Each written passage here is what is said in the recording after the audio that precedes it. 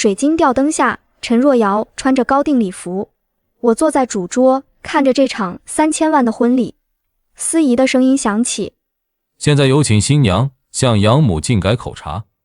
陈若瑶端着茶盘朝我走来，她在我面前停住茶盘，越过我肩膀，双膝跪地，跪在了我身后的白苗苗面前。白阿姨，您才是我真正的母亲。全场寂静3秒，然后爆发出窃窃私语。我僵在椅子上，手指掐进掌心。这2、3年，林几年给我的只是臭钱，是您教会我什么叫母爱。300双眼睛齐刷刷盯着我，像300把刀。白苗苗接过茶杯，眼眶泛红。陈若瑶，你这孩子，阿姨这些年不过是陪你说说话。我站起身，椅子腿在大理石地面上发出刺耳声响，3步走到司仪身边，从他手里抢过话筒。各位来宾，我宣布一件事。宴会厅瞬间安静。从今天起，我撤销给陈若瑶的20亿遗产继承权。全场哗然。陈若瑶脸色煞白，苗苗手里的茶杯掉在地上。林几年，你不能这样。他冲过来拉住我的手腕。大号练废了，老娘换号重练。我甩开他的手，转身往宴会厅门口走。高跟鞋踩在地毯上，每一步都像踩在棉花上。林几年，你回来，我错了。他的哭喊声在身后响起，我没回头。刚走出旋转门，白苗苗追了出来。林几年，你冷静一下，陈若瑶，她只是一时糊涂。我停下脚步，回头看着闺蜜。14年前，你就该想到今天。白苗苗脸色惨白，嘴唇哆嗦着说不出话。我拉开车门，坐进后座。开车。司机发动引擎，车子缓缓驶离酒店。我靠在座椅上，闭上眼睛。手机震动，是医院发来的短信。我点开屏幕上跳出一份扫描件，病危通知书右下角一个血红的手印，签字栏写着我的名字林几年，患者姓名沈宇。我盯着那个血手印，手指开始颤抖。14岁的孩子按下这个手印的时候在想什么？林几年盯着手机屏幕上的血手印，他猛地拨通医院电话。我是林几年，沈宇现在什么情况？听筒里传来护士的声音。沈宇今早突发脑水肿转 ICU， 您签的放弃抢救同意书已生效。林几年脑子里嗡的一声。我什么时候签过放弃抢救？他推开车门，冲下车，高跟鞋踩在地上咔咔作响。林几年冲到 ICU 门口，透过玻璃窗看到病床上的少年。按您签字的意见，我们已经停止了激素治疗。谁让你们停的？给我用最好的药，所有费用我出。张医生愣住，碎纸片从指缝间飘落。可是这份通知书上明明有您的签名和手印。林几年盯着地上的碎片，那个血红的手印在脑海里越来越清晰。他忽然想起3天前白苗苗让他签字的下午。林几年盯着地上的碎纸片，他猛地转身冲出医院。白苗苗，你给我等着！林几年推开办公室门，方婷的座位空空荡荡，电脑屏幕还亮着显示转账成功4个大字。林几年立刻拨通马总监电话，马上冻结所有对外账户，方婷刚才转走了钱。听筒里传来马总监发抖的声音。不止那笔，他用副总权限批了3笔，加起来8300万全部转到海外账户。林几年握着手机的手指节节泛白。林几年把一摞厚厚的文件重重拍在刘队桌上。刘队陆氏集团副总方婷涉嫌职务侵占8300万，这是全部证据。刘队翻开文件，眉头越皱越紧。方婷现在人在哪？2小时前还在公司，现在应该在准备跑路。刘队拿起电话下达指令：各单位注意，立即对方婷进行布控。机场、高铁站全部设卡。林景年盯着手机屏幕上的合影，他连拨3次电话，全是关机提示音。切换到微信，陈若瑶头像变成灰色，显示开启了朋友验证。林景年点开陈若瑶的朋友圈，谢谢林景年这些年的养育之恩，但我找到了真正爱我的人，再见。配图是他和白苗苗、方婷在机场的自拍。林景年放大照片，方婷手腕上的手表，价值280万。他靠在座椅上，闭了闭眼。现在去哪？去仁爱孤儿院。现在都晚上9点了。去年民政局那份报告里，仁爱孤儿院有个14岁的孩子，智商测试148，跳级考上清华少年班。我要见他。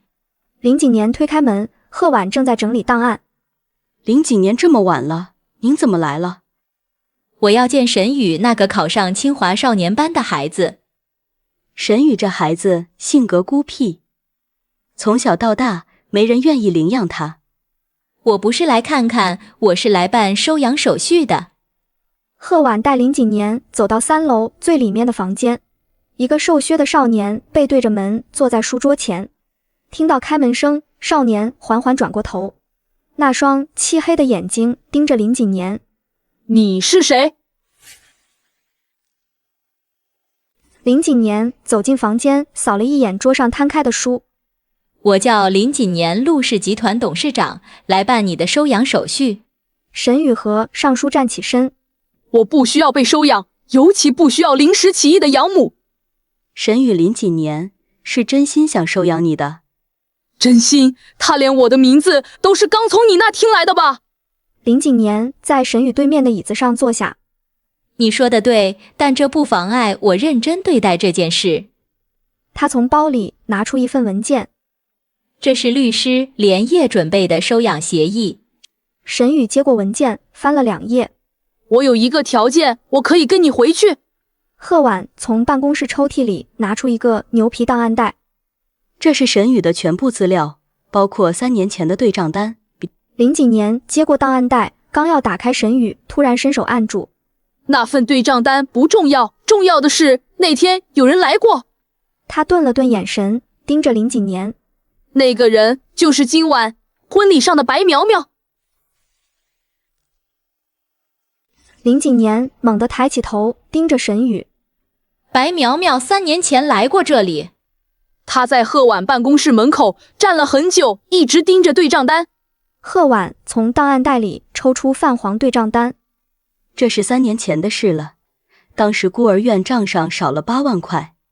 林景年拿起对账单，上面标注着红色箭头和数字。是沈宇发现的。他那年才11岁，有天晚上加班对账，第2天就把标注好的单子放在我桌上。那8万块被分32笔转走，每笔2500。林景年盯着对账单上的标注，每一笔都被圈出来。白苗苗那天具体做了什么？他在办公室待了20分钟，问了很多问题，还特意问了沈宇的情况。沈宇从书包里掏出一张折叠的纸条。白苗苗走的时候，我在楼梯口捡到这个。林景年接过纸条，瞳孔骤然收缩，上面写着一串账号和陆氏慈善基金。这个账户只有我和马总监知道。林景年把纸条翻过来，背面写着一行字：沈宇14岁，数学竞赛省1等奖。你为什么要留着这张纸条？白苗苗那天问贺婉孤儿院有没有聪明的孩子，他说陆氏想资助几个有潜力的孩子出国读书。贺婉脸色一变，对，他当时确实这么说，还让我列一份名单。他拿到名单了吗？我说要先请示您，他就说不急，过2天再来拿。林景年走出办公室，沈宇跟在身后。林景年，你为什么选我？林景年停下脚步，转身看着沈宇。因为你像我。什么意思？ 14岁拿省1等奖，一个人对出8万块的账。我14岁的时候也是这样。沈宇盯着林景年，你14岁在做什么？林景年靠在走廊的窗台上，在医院签病危通知书，一个人把女儿带回家。沈宇的眼神闪过一丝震惊。你女儿的林景年呢？难产死了，我在手术台外面签了2份病危通知书。他转过头看着沈宇，所以我知道一个人扛起一切是什么感觉。沈宇低下头。可是你有女儿，你为什么还要收养我？林景年从口袋里掏出那张纸条。因为我女儿昨天说白苗苗才是她真正的母亲。他把纸条递给沈宇。白苗苗拿着这张纸条来孤儿院，不是为了资助你，是为了确认你的存在会不会威胁她，威胁到她在陆家的地位。如果我同意被你收养，我有一个条件。他从书包里掏出一个黑色笔记本，翻开第1页，记录着陆氏集团3年的慈善项目。白苗苗问的那些问题，不只是为了确认我的存在。林景年接过沈宇手里的黑色笔记本，翻开第1页，上面密密麻麻记录着慈善项目明细。你什么时候开始查这些的？白苗苗第1次来孤儿院那天，他问贺婉孤儿院每年能收到多少捐款。贺婉说陆氏每年固定捐80万。林景年的手指停在笔记本的某一页上。你确定？过去3年，陆氏承诺240万。林景年把笔记本放在贺婉面前。这3年的捐款明细，你能解释一下吗？贺婉拿起笔记本，脸色瞬间变白。林景年我不知道财务都是白苗苗在对接。林景年从公文包里抽出一份银行流水。陆氏慈善基金的转账记录240万全部转出了，但你们只收到112万，剩下的128万去哪儿了？贺婉的手开始发抖。林景年从公文包里拿出一个牛皮纸袋。这是白苗苗3年前的探访记录。沈宇接过纸袋，抽出记录，翻到第3页，上面用红笔圈出了一行字：建议将沈宇转至偏远地区孤儿院，避免引起关注。落款日期是3年前8月15日那天。沈宇把那份探访记录平铺在床上，建议将沈宇转至偏远地区孤儿院。3年前8月15日，陈若瑶第1次公开说，白苗苗才是她真正的母亲。第2天，贺婉就要送我去西北分院。他从枕头下抽出那本黑色笔记本，上面记着8月16日，贺婉突然说要送我去西北分院，理由是那边师资更好。他把2份文件并排放在一起，手指在日期上停了3S。沈宇拿着那份探访记录找到贺婉。贺婉，3年前您为什么突然要送我去西北分院？贺婉正在整理文件，听到这话手一顿。沈宇，那是因为西北分院有更好的教育资源。沈宇把探访记录翻到第3页。是白苗苗建议的吧？他写的是避免引起不必要的关注。贺婉接过记录看了一眼，脸色变了。这个是慈善基金的内部文件，你怎么会有？林景年给我的，他说让我自己查清楚。贺婉沉默了几秒。沈宇，有些事情你现在不需要知道。沈宇转身准备离开，走到门口时回头。3年前8月15日，陈若瑶第1次公开说那句话。第2天，您就要送我走，这2件事有关系吗？贺婉没有回答，只是从抽屉里拿出一个牛皮纸袋。这是3年前白苗苗第1次来孤儿院时留下的。另一份文件，我本来不该给你，但既然林景年让你查，你就自己看吧。第1页是一份 DNA 亲子鉴定申请表，委托人是白苗苗，被鉴定人一栏写着陈若瑶，被鉴定人2栏是空白的，但下方用铅笔轻轻写了2个字：沈宇。沈宇把那份 DNA 亲子鉴定申请表评铺在床上，他用手指按住被鉴定人二那一栏。白苗苗为什么要查我和陈若瑶的 DNA？ 他翻到申请表背面，看到一行手写备注：若陈若瑶非林锦年亲生，需立即启动 B 方案。他从枕头下抽出那本黑色笔记本。8月17日，白苗苗第二次来孤儿院，在我宿舍门口站了20分钟。他把申请表和笔记本并排放在一起。陈若瑶穿着婚纱推开办公室的门。妈，我今天订婚，你为什么不来？林锦年放下手里的文件。陈若瑶，我昨天就说了，我不会参加。因为沈宇，你收养他就要放弃我吗？陈若瑶、沈宇现在也是这个家的一员。陈若瑶后退一步，眼泪掉下来。他一个孤儿院的孩子，凭什么和我平起平坐？凭他14岁就能看懂财务报表。陈若瑶擦了擦眼泪。如果有一天，你必须在我和沈宇之间选一个，你会选谁？林锦年沉默了3S。不会有那一天。陈若瑶冷笑一声，转身走到门口。从今天开始，我不会再叫你妈了。他拉开门，白苗苗站在门外，手里拿着牛皮纸袋。若瑶别走，这是3年前那份 DNA 鉴定的完整报告。第1页，鉴定结论：被鉴定人陈若瑶与委托人林锦年不存在生物学亲子关系，排除率 99.99%。陈若瑶蹲在地上，手指按在排除率那行字上。这是什么意思？白苗苗走进来，关上门。意思是林锦年不是你的亲生母亲。陈若瑶站起身，婚纱的裙摆踩在脚下。不可能，你在骗我！白苗苗从包里掏出另一份文件。这是3年前我委托律师做的财产调查，林锦年名下所有资产都在你18岁那年转到了信托基金。林锦年从办公桌后走出来，打开抽屉。白苗苗，你来得正好。他拿出一个黑色文件夹，翻到第47页。这是你这3年从陆氏挪用的1800万公款。白苗苗的手开始发抖。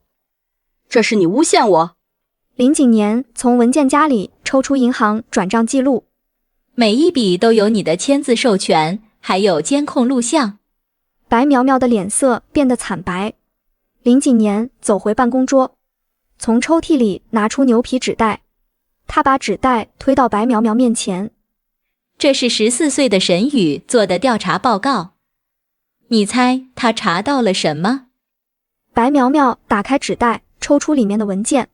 第1页是一张手绘的资金流向图，上面用红笔标注着白苗苗海外信托2800万。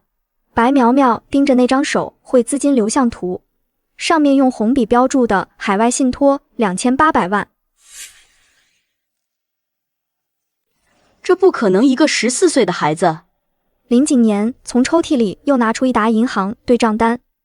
沈宇从12岁开始就在帮我整理财务报表，他比你想象的聪明得多。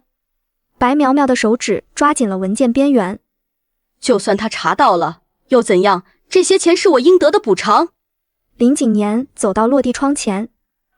补偿你在陆氏工作3年，年薪120万，奖金另算。这1800万加上海外信托的2800万，总共4600万。陈若瑶从地上捡起那份调查报告，上面是一张手写的时间轴：2021年9月15日第一笔50万，一直到2024年3月15日。落款是沈宇2个字。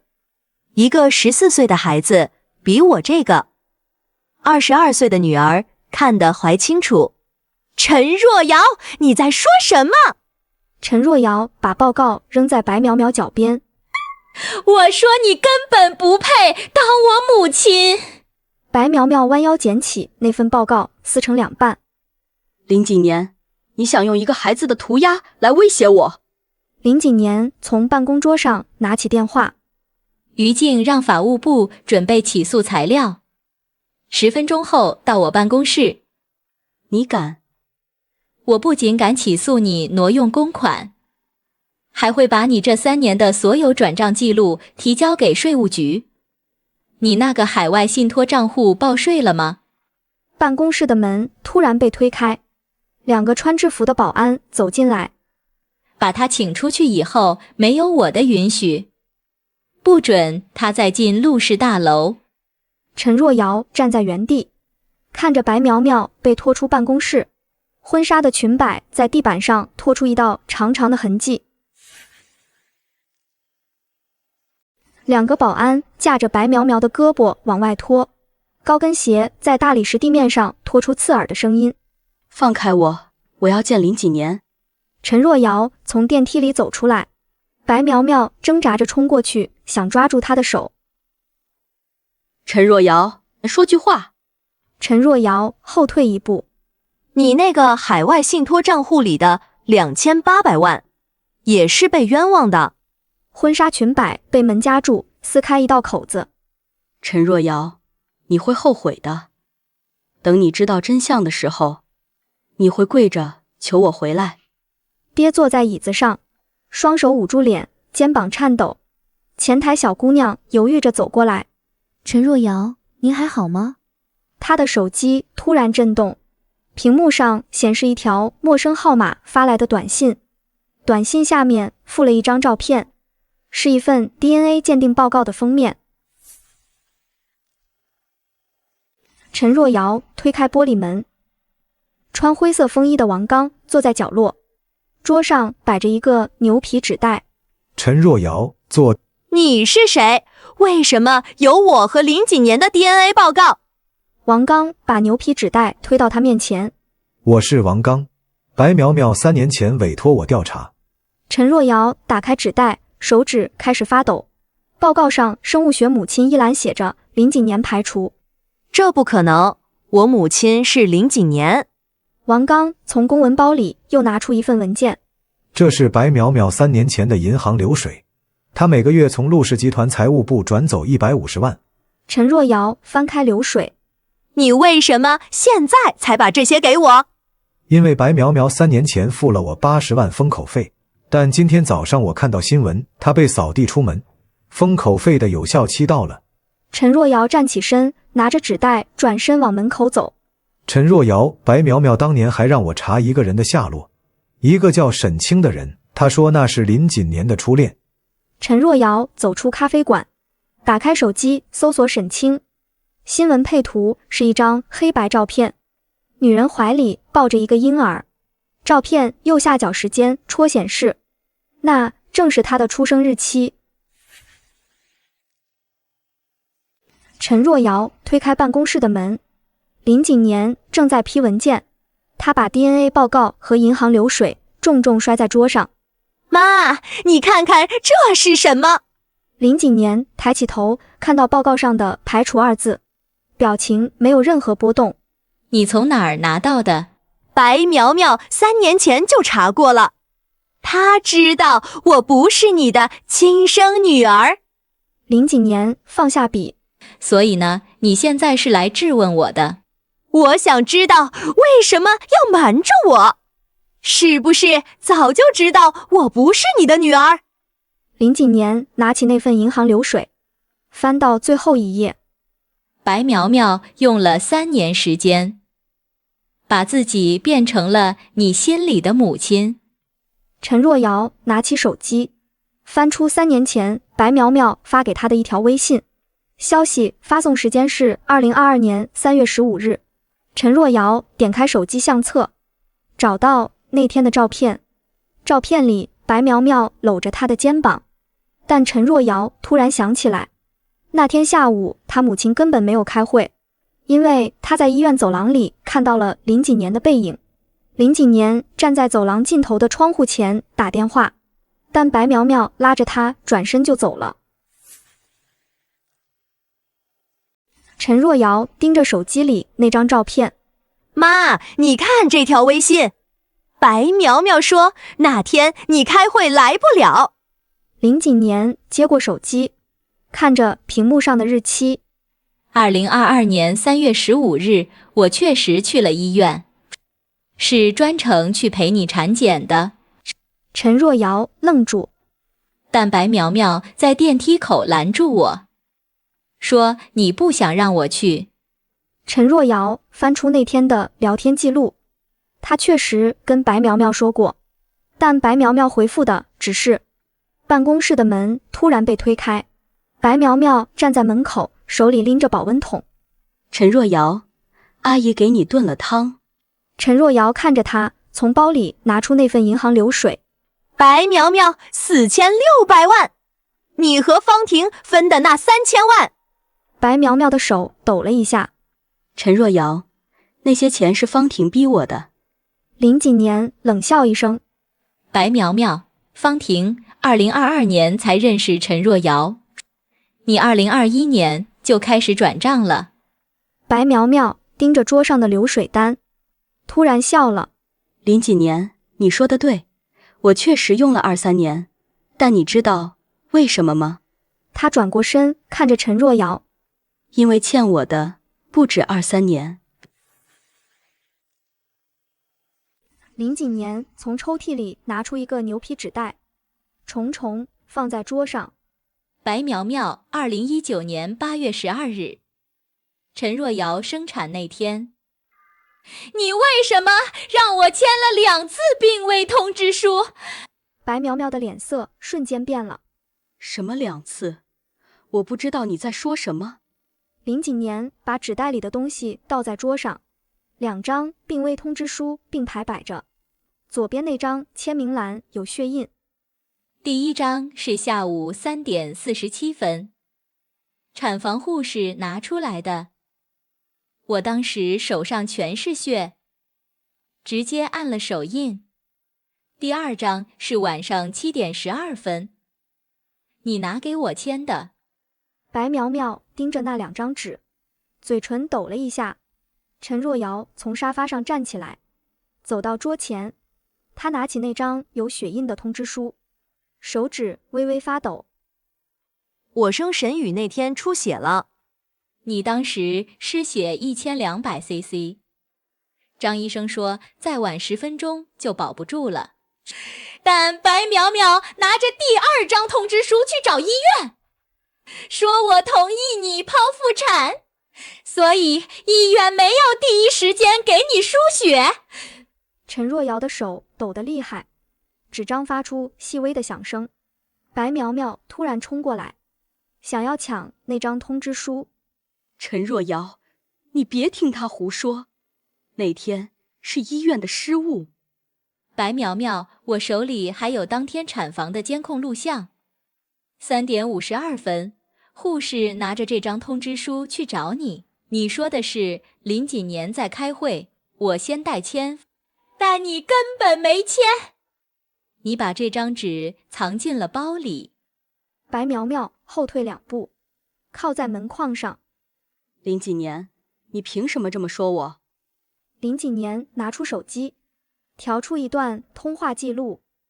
2019年8月12日下午4点03分，你给方婷打了一个电话，通话时长2分47秒。你说的是事情办成了，等陈若瑶醒来，她就是我的了。陈若瑶听到这句话，身体晃了一下。白苗苗抬起头，眼泪还挂在脸上，但表情突然变得平静。林锦年，你以为你查到这些就赢了？他从包里拿出一个 U 盘，放在桌上。这里面是林锦年2005年到2018年的所有医疗记录。陈若瑶盯着那个 U 盘。我母亲的医疗记录。她生病了。白苗苗笑了。她2010年就查出癌症了，但她没告诉你，因为她怕你知道了会影响学习。陈若瑶推开会见室的门，方婷坐在铁椅子上，手腕戴着手铐。方婷，你有话要跟我说。方婷抬起头，眼睛红肿。陈若瑶，对不起，婚礼那天的事是白苗苗让我做的。什么事？敬茶那个环节，茶里放泻药，还有骨灰盒被人换掉，都是白苗苗提前安排好的。陈若瑶的手指抓紧了桌沿。你说什么？骨灰盒是你们换的？他给了我80万，让我找人在婚礼前一天潜入陆家，把真的骨灰盒藏起来，换上一个空盒子。陈若瑶站起来，走到方婷面前。那骨灰盒现在在哪里？方婷低着头，眼泪掉下来。我不知道，白苗苗说她会处理，但婚礼结束后她就不接我电话了。我去找她，她说骨灰盒已经扔了。陈若瑶的手抖得厉害。扔了？你说她把骨灰盒扔了？方婷哭出声。陈若瑶，我真的不知道她会这么做。陈若瑶转身走到门口，手放在门把手上。方婷，你知道为什么不告诉我她生病的事？陈若瑶推开门。你帮白苗苗做的那些事，永远回不来了。门关上的声音在走廊里回荡。陈若瑶走出看守所大门，手机震动了一下，是一条快递通知，寄件人写的是方婷。陈若瑶从出租车上下来，快递柜旁边放着一个牛皮纸袋，她撕开封口，里面是一个 U 盘和一张手写的纸条，纸条上写着。陈若瑶把 U 盘插进手机，点开第一个音频。白苗苗，方婷，婚礼那天你只需要做一件事，把骨灰盒换成空的。陈若瑶的手指抓紧了手机。陈若瑶继续往下翻，看到一个标注为2018年12月24日病房录音的文件，声音从听筒里传出来。白苗苗，如果我出事了，你能不能劝陈若瑶离开林景年？2015年那场车祸是他爸爸的车撞的我，陆家给了我300万医药费，但条件是我不能告诉陈若瑶真相。陈若瑶冲上6楼，用力拍白苗苗家的防盗门。白苗苗，你给我出来！门从里面打开，白苗苗穿着睡衣站在门口。方婷把录音都给我了。2018年住院的时候，你去看过他，他跟你说了什么？白苗苗的脸色变了。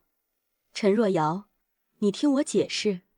说林景年欠他的是什么意思？2015年那场车祸到底是怎么回事？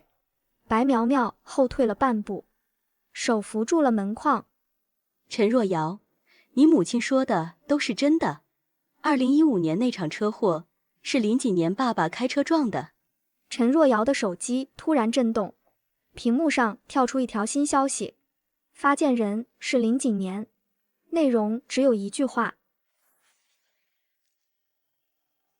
陈若瑶盯着白苗苗的眼睛。你说什么？林景年不知道，他爸爸撞了我母亲，给了300万封口费，他会不知道？陈若瑶，2015年车祸发生时，林景年在国外读书。陈若瑶的手机又震动了一下，她低头看了一眼屏幕，林景年3个字还在跳动。那你呢？你什么时候知道的？2018年12月24号，住院那天，他亲口告诉我的。陈若瑶往前走了一步。所以你知道真相之后，不是劝我离开林景年，而是帮他继续骗我。白苗苗后退了半步，背靠在墙上。陈若瑶，我看得出来林景年是真心对你好。陈若瑶的声音突然拔高。那婚礼上为什么当着所有人的面羞辱我？他抬起手，一巴掌扇在白苗苗脸上。你凭什么替我做决定？你凭什么觉得欺骗我3年是为了我好？陈若瑶转身往楼梯走，她走到楼梯口，手机突然又震动了一下，他低头看了一眼，是一条银行短信。您的账户于19点42分转出50万元，当前余额3247.68元。他愣住了，点开银行 App， 转账记录显示收款人是白苗苗，备注栏写着借款。他猛地抬起头，冲回6楼，用力拍白苗苗家的门。白苗苗，你把我的钱转哪儿去了？门开了一条缝，白苗苗脸上还有巴掌印。陈若瑶，你听我解释，那50万不是我赚的。白苗苗低下头，那是2015年林建国给的300万里的一部分。陈若瑶往后退了一步，所以你就擅自做主，把我账户里的钱转走了。陈若瑶，林建国现在在 ICU 抢救，如果他今晚真的撑不过去，这笔钱你一辈子都还不清。你凭什么替我母亲做决定？陈若瑶，你母亲临终前最后一句话是告诉陈若瑶，欠别人的一定要还。我现在账户里只剩3247块，我母亲的医药费还欠着8万。陈若瑶，我这里还有20万，你先拿去用。我不需要你的钱，我自己会想办法。手机突然又震动了一下，是一条陌生号码发来的短信。陈若瑶，你母亲2015年那场车祸的监控视频，我这里有完整版，如果你想知道真相。陈若瑶推开会见室的门，白苗苗正坐在玻璃隔断对面，看到陈若瑶进来，她站起身想说话。白苗苗，2015年那场车祸，你到底知道多少？白苗苗握紧话筒。陈若瑶，我真的不知道你在说什么。陈若瑶把手机屏幕贴在玻璃上。这是昨晚有人发给我的监控截图，驾驶座上的人不是林建国，你敢说你不知道？白苗苗盯着屏幕看了3秒，脸色更白了。陈若瑶，这个我真的……你昨天说我母亲临终前让你转告我，欠别人的一定要还，但我母亲昏迷前最后一句话是：陈若瑶，别信任何人。白苗苗，你连我母亲的遗言都敢编。白苗苗的手开始发抖。陈若瑶，我没有编，我只是……会见室的门突然被推开，方婷走进来。她穿着囚服，头发凌乱，但眼神很冷。方婷在陈若瑶旁边坐下，拿起另一个话筒。陈若瑶，你想知道2015年那场车祸的真相？白苗苗猛地站起来。方婷，你别乱说。方婷把手机贴在玻璃上。这是白苗苗的银行流水。2022年3月15日，陆家账户转入3万，备注感谢费。2023年7月8日，链家中介转入2万，备注佣金。陈若瑶盯着手机屏幕上的转账记录。白苗苗突然抓起话筒。陈若瑶，你别听他的，那些钱我都是替你保管的。方婷冷笑一声，从口袋里掏出一张折叠的 A 纸。白苗苗，你要不要我现在就念出来，让陈若瑶听听你这3年到底从他身上诈了多少钱？他慢慢展开那张纸，贴在玻璃隔断上。方婷把那张 A 纸展开，贴在玻璃隔断上。白苗苗，2021年6月，陈若瑶零几年第一次住院，你从陆家拿了3万介绍费。2022年3月，陈若瑶零几年做手术，你又拿了2万。2023年7月，陈若瑶卖房子，你从中介那里拿了2万佣金。白苗苗的脸彻底白了。方婷，你怎么会有这些？你每次收钱都让对方转到你老公的账户上，但你老公的公司财务是我表妹。陈若瑶盯着玻璃上的那张纸，手指捏紧了话筒。白苗苗，这是真的。白苗苗张了张嘴，一个字都说不出来。方婷把纸翻过来。2023年10月，沈明珠想把房子过户给陈若瑶，陆家给了你5万封口费。白苗苗猛地站起来，那5万是陆家给我的感谢费，不是封口费。方婷把手机屏幕贴在玻璃上，这是你跟李秀芳的微信聊天记录。2023年10月12日，你说沈明珠想过户房子，我帮你们拦住。白苗苗盯着屏幕，嘴唇开始发抖。陈若瑶放下话筒，站起身。白苗苗，我不想再听你解释了。她转身往门口走。白苗苗拍着玻璃，陈若瑶，你听我说，我真的是为了你好。陈若瑶推开门走了出去。陈若瑶掏出手机，翻到白苗苗的微信聊天记录，最上面一条是昨天白苗苗发的。陈若瑶，阿姨永远站在你这边。她盯着这行字看了3秒，手指移到删除键上，手机突然震动，屏幕上跳出一条陌生号码发来的短信。陈若瑶，你想知道2015年那场车祸的真相吗？明天下午3点，老城区废弃纺织厂，我等你。陈若瑶盯着手机屏幕上那条短信，手指在发抖。她深吸一口气，推开锈迹斑斑的铁门，厂房里堆着废弃的纺织机器。你是谁？男人转过身，脸上有道疤。我叫张建国，2015年那场车祸，我是肇事司机。陈若瑶的手指猛地攥紧。张建国从口袋里掏出一个牛皮纸袋，这里面是当年的行车记录仪视频，还有一份协议。陈若瑶打开纸袋，里面是一个 U 盘和一份泛黄的协议。协议上写着甲方李秀芳，乙方张建国，甲方支付乙方50万元。这是什么意思？那天不是我撞的沈明珠，是林几年，他林几年开车撞的。他酒驾怕坐牢，给了我50万让我顶包。陈若瑶把 U 盘插进手机，屏幕上出现一段行车记录仪画面。2015年6月12日，一辆黑色奥迪 A6 闯红灯。陈若瑶盯着屏幕，眼泪一滴一滴砸在手机上。所以我零几年那场车祸，从头到尾都是陆家设计的。他走出厂房，掏出手机拨通了零几年的电话。零几年，我们见一面，我有东西要给你看。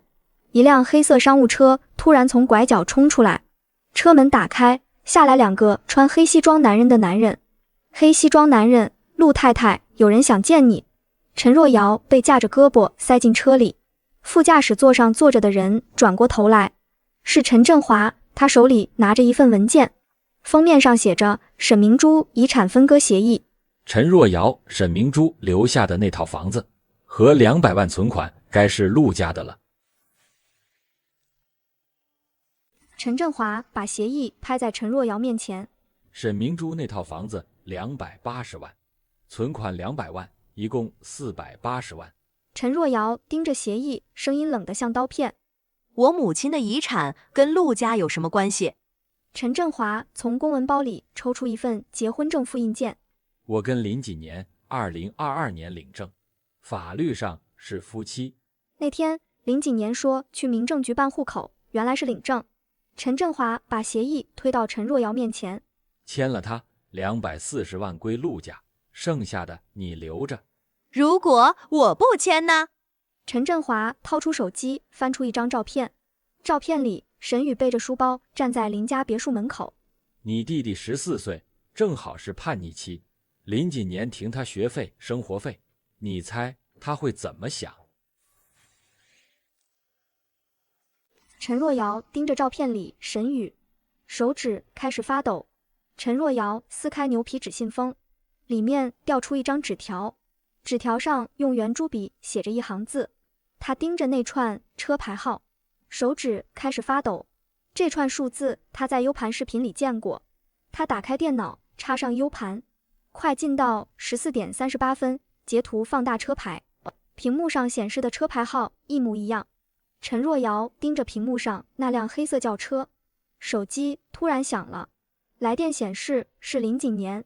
她接起电话，还没说话，林几年的声音就传过来：明天下午2点，陆氏产业园峰会，你来一趟。为什么要我去？林景年停顿了2秒。陈振华会在场，我需要你当面对质。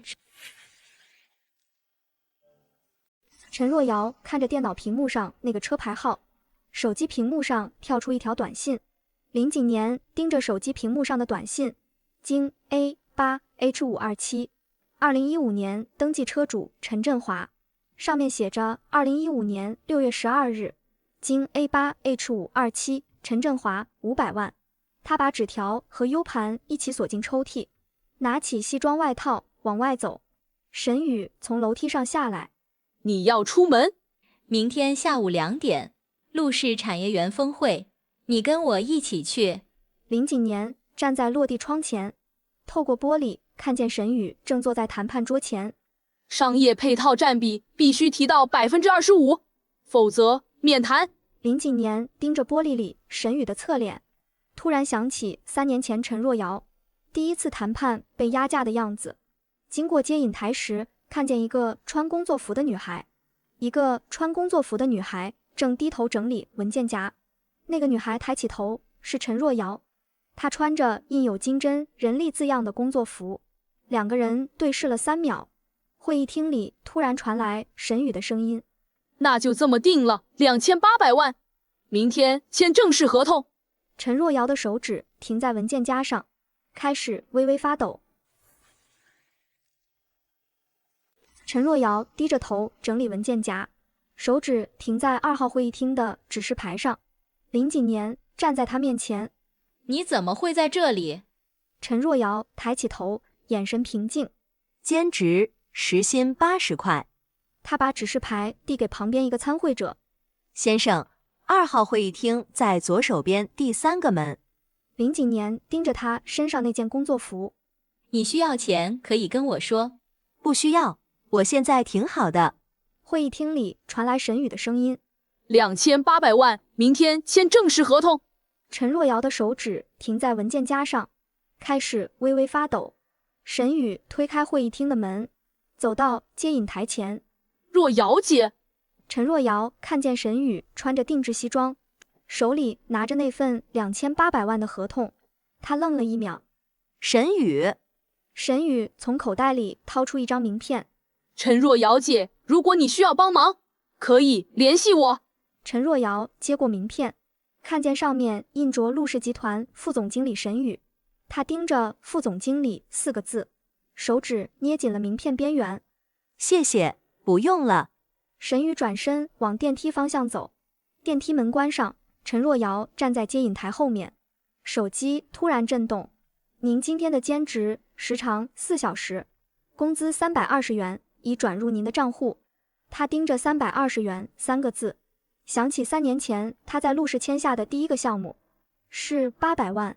一个穿黑色风衣的王刚突然走过来，把一个牛皮纸袋放在桌上。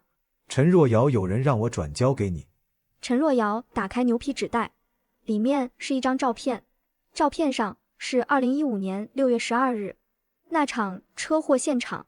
照片背面用红笔写着一行字：沈明珠的死不是意外。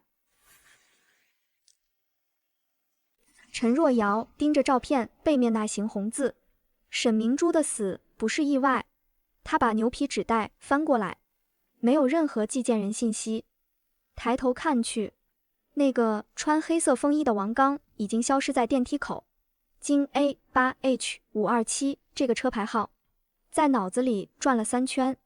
照片上那辆黑色轿车撞击角度很奇怪，护栏是从侧面被撞断的，不像追尾，更像是故意别车。陈若瑶站在停车场入口，看着林景年和沈宇走向那辆黑色迈巴赫。他把牛皮纸袋藏进工作服里，手机突然响了，是一个陌生号码。喂。电话那头传来一个沙哑的男声。照片收到了吧？想知道沈明珠是怎么死的？明天晚上8点，城西废弃码头，1个人来。电话挂断，陈若瑶回拨过去，提示已关机。林景年的车从停车场开出来，经过他身边的时候，透过车窗看了他一眼。陈若瑶转身准备离开，突然看见停车场角落里停着一辆黑色轿车，车牌号是京 A8H527，和照片上那辆一模一样。车突然发动了，倒车灯亮起。陈若瑶盯着那辆京 A8H527，黑色轿车驶出停车场，车已经拐进主路消失了。他把牛皮纸袋从工作服里掏出来，又看了一遍那张照片。2015年6月12日，母亲出车祸那天，这辆车出现在现场，现在又出现在陆氏产业园。他把照片收起来，转身往公交站走，脑子里反复回想那个沙哑男生说的话。明天晚上8点，城西废弃码头。陈若瑶跪在陆氏大厦门口的台阶上，手里举着一张 A 纸，上面用黑色马克笔写着：这里不能跪，影响公司形象。我只是想见林景年一面，见完我就走。保安拿出对讲机，门口有人闹事，叫几个人过来。陈若瑶咬紧牙关，膝盖压在冰冷的大理石台阶上，路过的人都在看他。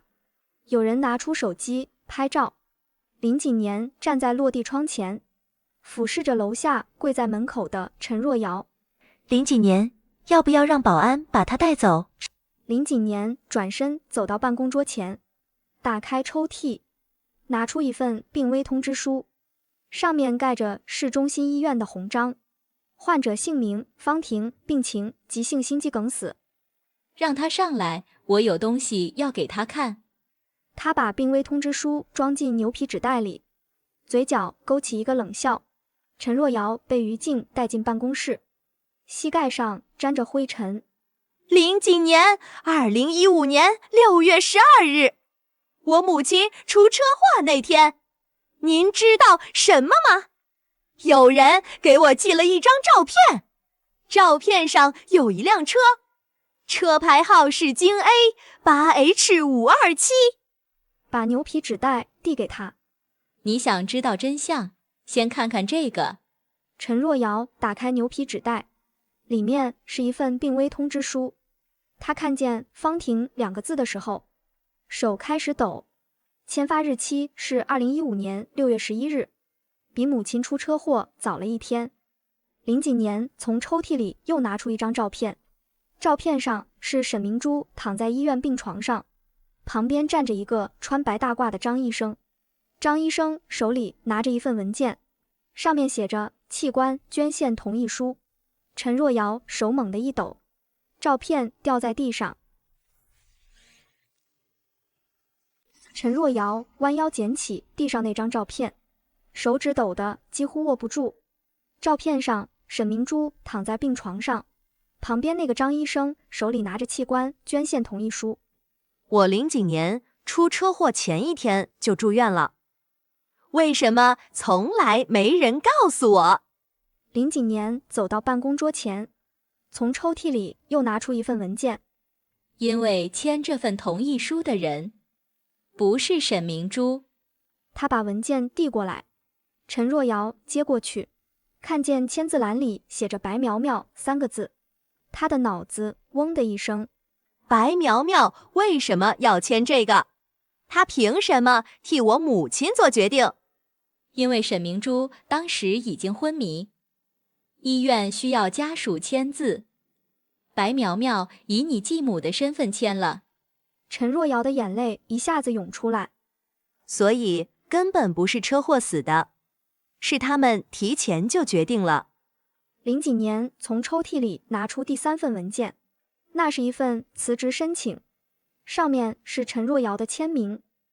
你还记得这份辞职申请吗？是白苗苗让你交的。第2天，沈明珠就住院了。第3天车祸。陈若瑶瘫坐在椅子上，眼泪止不住往下流。所以这10年，我一直以为是我害死了母亲。林景年走到落地窗前。从你辞职那天开始，白苗苗就在布局。她需要沈明珠的器官，需要你永远活在愧疚里。陈若瑶猛地站起来。为什么？他为什么要这么做？因为沈明珠手里有一份遗嘱，林建国把所有财产都留给了沈明珠，白苗苗1分钱都拿不到。陈若瑶擦掉眼泪，盯着林景年手里那把保险柜钥匙。他的手指刚碰到钥匙，办公室的门突然被推开，白苗苗站在门口。他盯着桌上那把保险柜钥匙。陈若瑶，你别听他胡说，那些都是假的。陈若瑶猛地转身，眼泪还挂在脸上。假的？那你告诉我，为什么你要签我母亲的器官捐献同意书？我那是为了救沈明珠，医院需要家属签字。林景年从抽屉里拿出一份银行流水。2015年6月12日，你的账户收到300万。他把流水摔在白苗苗脚边。这也是为了救人。白苗苗的脸色瞬间惨白，嘴唇哆嗦着说不出话。陈若瑶捡起那份银行流水，手指抖得几乎握不住。300万，你卖了我母亲的器官。白苗苗跌坐在地上。不是，那笔钱是他欠我的。林景年走到落地窗前。那你解释一下，为什么转账时间正好是沈明珠车祸后的第3天？白苗苗的眼神开始闪躲。陈若瑶把银行流水摔在他脸上。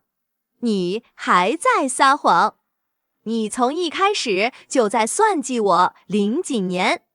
林景年从办公桌上拿起手机。这是沈明珠生前录下的。录音里传来沈明珠虚弱的声音。陈若瑶，白苗苗一直想要林建国的遗产，他会对我下手，你一定要小心。陈若瑶听着录音，眼泪止不住往下流。白苗苗瘫在地上，脸色灰败。陈若瑶擦掉眼泪，从地上捡起那把保险柜钥匙。我现在就去银行，我要让你坐牢。白苗苗突然抓住陈若瑶的裤腿。陈若瑶，我求你了，我真的不是故意的。陈若瑶甩开他的手。我不会放过你。陈若瑶刚走到门口，手机突然响了。他接起来，电话那头传来一个陌生男人的声音。陈若瑶，我是市一中的保安，沈宇高考成绩出来了，731分，全省第1。陈若瑶愣住，手机差点掉在地上。白苗苗跪在地上，猛地抬起头，脸色惨白。不可能，沈宇怎么可能考这么高？陈若瑶握紧手机，转身看向白苗苗。你儿子考了731分。陈若瑶站在成绩榜前，731分，3个数字像3把刀。保安从传达室走出来。白女士，沈宇让我把这个给你。他走到白苗苗面前。他说这是他送给你的最后一份礼物。白苗苗撕下成绩单，手抖得几乎握不住纸。不可能，他平时最多就500多分。因为他从来没有认真考过，他一直在等这一天，等着用这张成绩单打你的脸。王法官敲响法锤。被告方婷挪用公款罪名成立，判处有期徒刑7年，并处罚金人民币5000万元。方婷瘫坐在被告席上，脸色惨白。被告白苗苗共同犯罪，判处有期徒刑3年，缓刑5年，追缴违法所得3000万元。白苗苗听到3000万时，脸色瞬间惨白。王法官，我真的拿不出来。拿不出来就拍卖你名下所有资产。方婷突然站起来。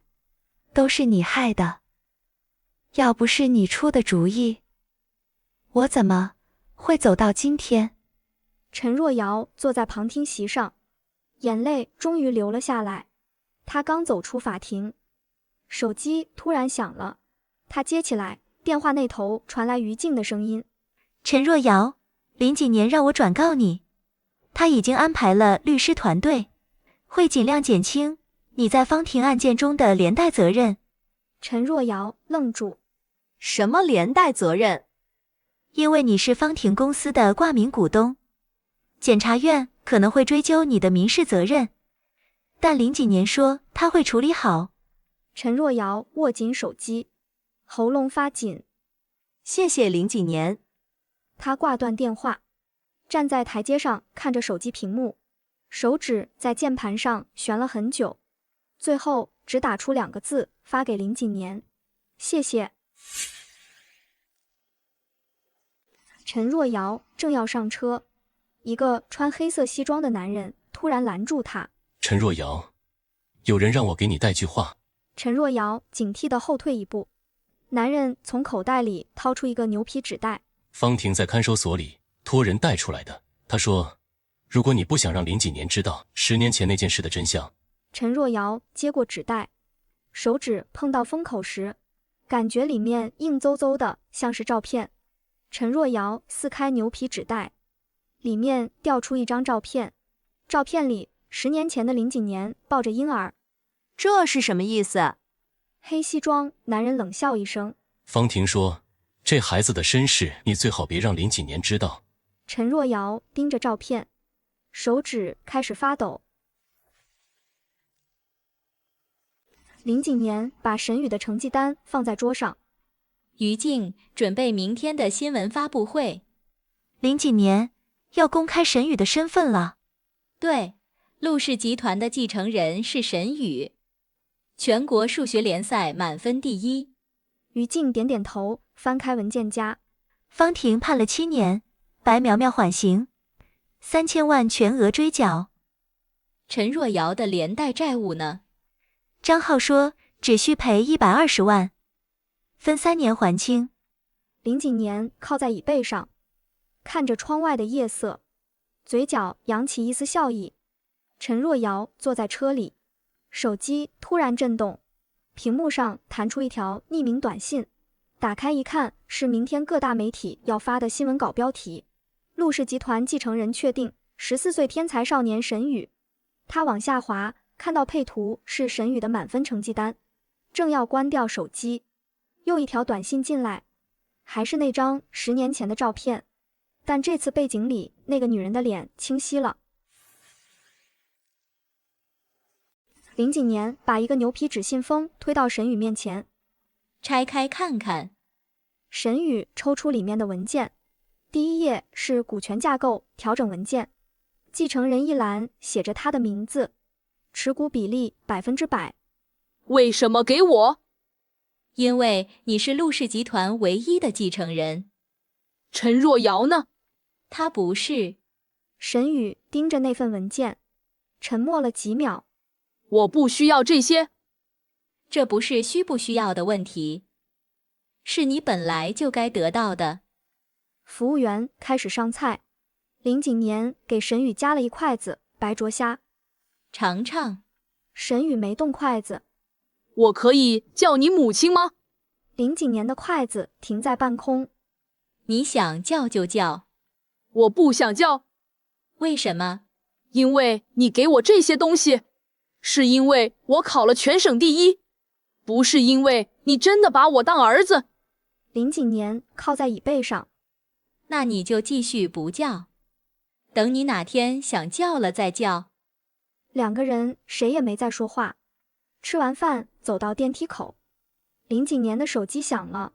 “林几年，华东区地产科技接口业务被砍了，负责人说成本太高，但那条线去年盈利3000万。”“谁批的？”“华东区总经理周建国。”沈宇突然开口：“那条业务线不该砍。”林几年转过头看着他：“你怎么知道？”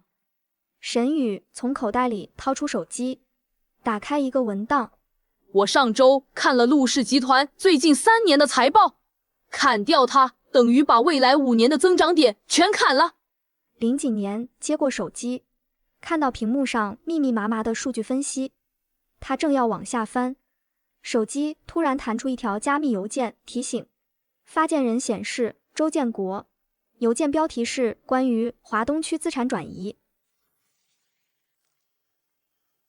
林景年点开那封加密邮件，屏幕上只有一行字，他的手指在屏幕上停了3S。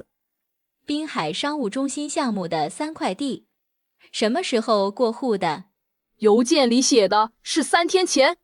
林景年点开附件，3张产权证扫描件依次弹出，持有人一栏全是陈若瑶的名字。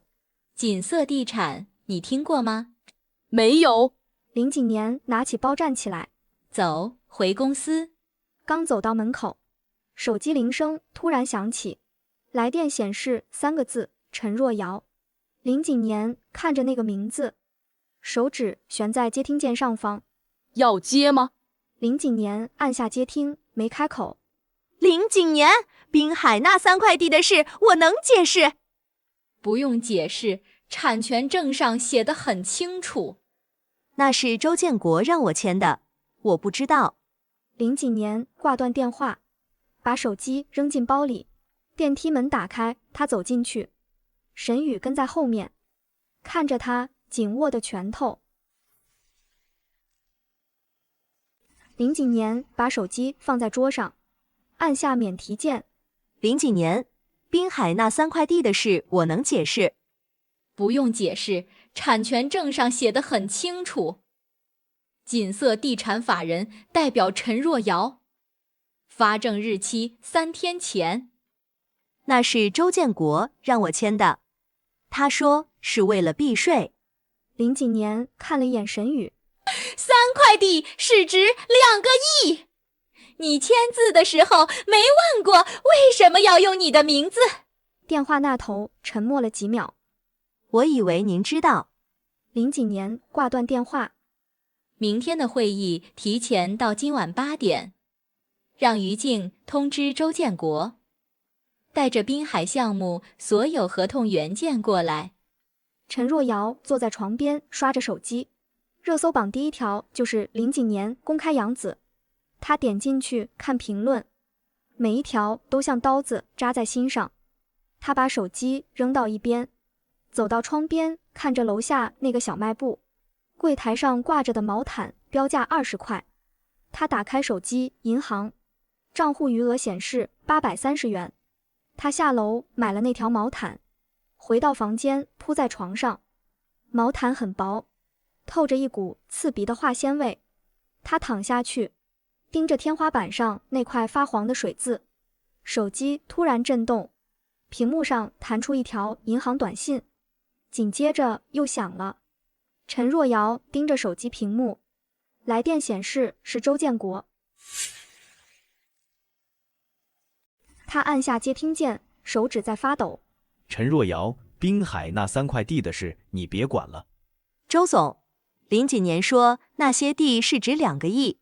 你只管签字就行，其他的我来处理。陈若瑶看着窗外那个小卖部的灯光。可是他说产权证上写的是我的名字。那是为了避税，你懂什么？电话那头传来一阵急促的敲门声。先这样，我这边有点事。通话断了。林景年把一份文件推到沈宇面前。滨海项目的审计报告出来了。周建国套现了多少？8000万，其中2000万进了境外账户。沈宇翻开文件，看到账户持有人那一栏。账户持有人是陈若瑶。开户资料上有他的签名和指纹。沈宇抬起头，眼神里带着疑问。他知道这个账户吗？明天他就会知道了。林景年拿起手机，拨通了一个号码。刘队，明天上午9点，让法院给陈若瑶打个电话。陈若瑶握着手机站在门口。法院的电话。他们说我涉嫌洗钱，让我明天上午9点去接受调查。林景年拿过他手里的审计报告。2000万境外账户，密码是你的生日。这些证据足够让你坐3年。陈若瑶的腿一软，差点跪下去。林景年，我真的不知道那个账户的事。知不知道不重要，重要的是证据都指向你。陈若瑶跪下来，眼泪顺着脸颊流下来。林景年，您能帮我吗？我为什么要帮你？因为我是您女儿。婚礼那天，你当着300个宾客的面说我逼死了林建国。林景年从抽屉里拿出一份文件，外公在滨海留下的那栋老宅，你签字过户给我。陈若瑶接过文件，上面是房产过户协议。这是外公留给我的唯一念想。那栋老宅市值800万，我可以用它抵消你那2000万的窟窿。陈若瑶看着协议上的地址，那是他小时候每年暑假都会去住的地方。他的手抖得厉害。我签。陈若瑶在协议上签下自己的名字，笔尖划过纸面的声音，在安静的办公室里格外清晰。谢谢您，林景年。不用谢我，这是交易。陈若瑶转身走向门口，手刚碰到门把手。陈若瑶。陈若瑶回过头，眼里还带着泪。外公那栋老宅我会留着，等你什么时候真正明白了那20分钟和1整夜的区别，再来找我拿钥匙。陈若瑶愣了几秒，点点头，推门离开。林景年看着手里的过户协议，拿起电话拨给于静。滨海那个案子可以收网了，周建国那边的证据链整理好了吗？于静在电话那头说都准备好了，明天上午9点，法院会同时传唤周建国和陈若瑶。林景年挂断电话，打开抽屉，拿出一个牛皮纸袋，里面是一份 DNA 鉴定报告，封面上写着委托人林景年，被鉴定人周建国、陈若瑶。林景年把 DNA 鉴定报告放回抽屉，拿起内线电话，让沈宇过来一趟。5分钟后，沈宇推门进来，目光落在桌上的过户协议上。林景年、陈若瑶把老宅签给您了。他需要这个筹码换一个干净的未来。沈宇走到办公桌前。那您打算什么时候把钥匙还给他？等他真正明白了，自然会来拿。陆氏集团投资部上午，部门总监李文博站起来迎接。林景年这位是？沈宇，我的特别助理。以后集团重大投资决策他会参与。李文博愣住，看着沈宇年轻的脸。林景年，沈宇看起来很年轻。沈宇翻开桌上的项目报告。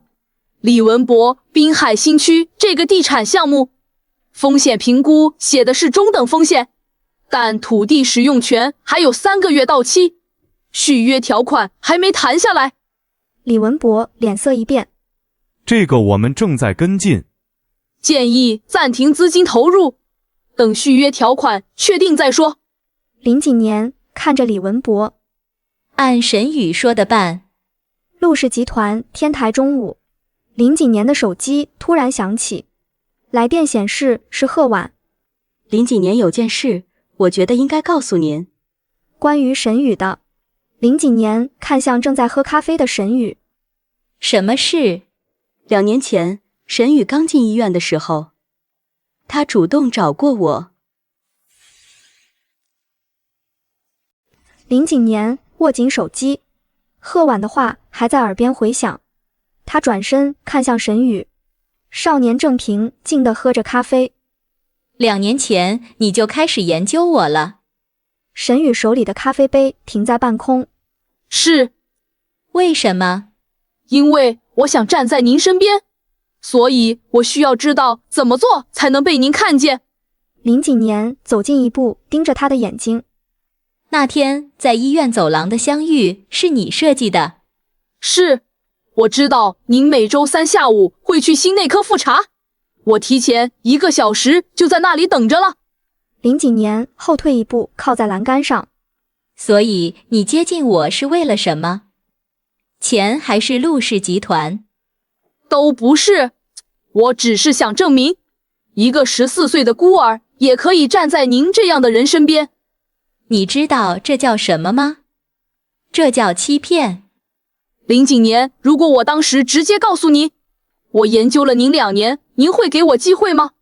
林景年沉默了。您不会的，您只会觉得我是个疯子。林景年的手机突然响起，是于静打来的。林景年，陈若瑶刚才来过公司，他在您办公室的保险柜里放了一个信封。什么信封？信封上写着关于沈宇的真相。林景年盯着手机屏幕，关于沈宇的真相几个字刺眼。他抬起头看向沈宇。陈若瑶给我留了一个信封，说是关于你的真相。沈宇的表情没有任何变化。林景年，想看吗？我想先听你说。沈宇走到天台边缘，背对着他。2年前我第一次见到您，是在仁爱孤儿院。林景年愣住了。仁爱孤儿院？您来做年度捐款对接，在院子里坐了一会儿，我在另一头看书。那天您走了之后，我问贺婉刚才来的那个人是不是陆氏集团的林景年。我告诉贺婉，我知道你19岁开始创业，一个人，没有背景，没有资源，手术台上签了2次病危通知书，出来之后3个月重新回去谈融资。林景年的手指微微收紧。你怎么知道这些？因为我研究了您2年。林景年走到沈宇面前。所以你接近我是因为我的经历？不是因为您的经历，是因为您证明了一件事。什么事？一个没有背景的人，只要足够努力，也可以站在最高的地方。林景年的手机突然震动，于静发来一条消息。他低头看了一眼，瞳孔骤然收缩。陈若瑶又回来了，手里拿着一个 U 盘，在停车场等着。林景年挂掉电话，快步走向车位。于静追上来，气喘吁吁。林景年，陈若瑶刚才在这等了半小时。他人呢？5分钟前走了。说您要是想知道真相，明天下午3点在老地方等他。林景年停下脚步。老地方是哪里？他没说，但我觉得您应该知道。林景年坐进车里，沈宇已经在副驾驶等着。林景年，刚才于静找您有事。陈若瑶又回来了，说有个 U 盘是关于你的完整证据。沈宇的手指在膝盖上顿了一下。您打算去吗？林景年没有回答。车子开出停车场，红灯前他突然踩下刹车。是陈若瑶。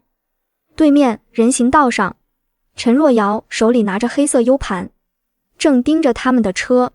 林景年推开车门，陈若瑶转身混进人群，几秒钟就消失在街角。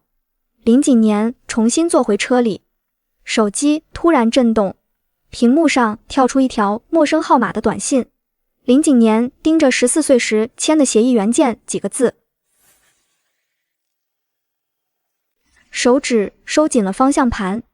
林景年盯着手机屏幕上那条短信，14岁时签的协议原件。沈宇侧过头，眼神闪躲。林景年，什么协议？林景年把手机扣在腿上。陈若瑶说你14岁就签了协议，你知道吗？沈宇沉默了几秒。我不记得了。陆氏集团档案室第2天下午，林景年站在档案柜前，于静递过来一个牛皮纸袋。林景年，这是您要的2010年所有协议原件。林景年打开纸袋，翻了几页，突然抽出一份泛黄的 A 纸。这份协议的乙方签名是陈若瑶。但笔记是沈宇的。于静凑近看，您怎么知道？2010年8月15日，陈若瑶那天在医院陪他林锦年做手术，根本不可能出现在陆氏签协议。咖啡馆包间下午3点，林锦年推开包间门，陈若瑶坐在靠窗的位置，手里拿着那个黑色 U 盘。林锦年，您带协议原件了吗？林锦年把牛皮纸袋放在桌上。你先说 U 盘里是什么？陈若瑶把 U 盘推到桌子中间。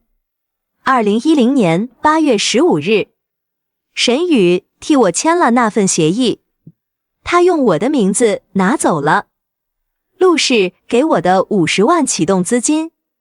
你有证据？陈若瑶打开手机，屏幕上是一张医院的病历记录。这是那天的手术记录，上面有我的签字。我那天根本不在陆氏。林锦年把 U 盘插进笔记本电脑，屏幕上跳出一个视频文件，画面里是14岁的沈宇站在地下室门口。陈若瑶，对不起，但我比你更需要这个机会。视频结束，林锦年关上电脑，他看着车窗外陆氏大厦的招牌，19岁，创业20平米的小办公室。我以为我在挑他，原来他研究了我2年，背得滚瓜烂熟，然后等在那里等我来挑他。他把文件夹放在腿上，翻开新的一页，属于我林锦年的故事才刚刚续上新的一页。手机突然响起，屏幕上跳出一条新闻推送。他抬起头，透过车窗看见陆氏大厦门口2名警察正押着沈宇走向警车。沈宇回头看了他一眼，然后被塞进后座。